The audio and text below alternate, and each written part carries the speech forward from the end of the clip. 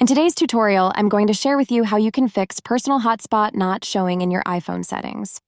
The personal hotspot feature on an iPhone is essential for sharing its internet connection with other devices, providing connectivity on the go when Wi-Fi isn't available. Simply head into your phone settings. As you can see, I don't have the personal hotspot option. If this is your same issue, just watch this video until the very end to fix this out.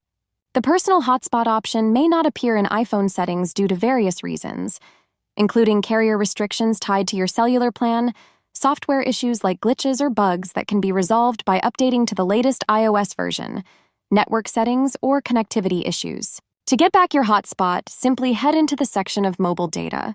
Then head into mobile data network. This is where we are going to manually set the personal hotspot back.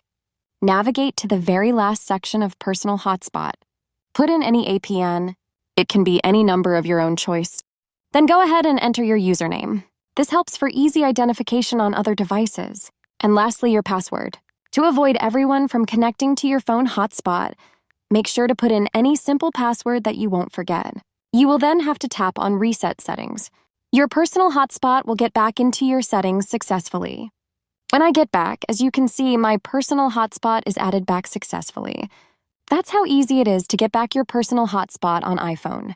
If you have any questions, just let me know in the comments section down below. Please don't forget to leave a like, share, and subscribe for more informative tutorials like this one.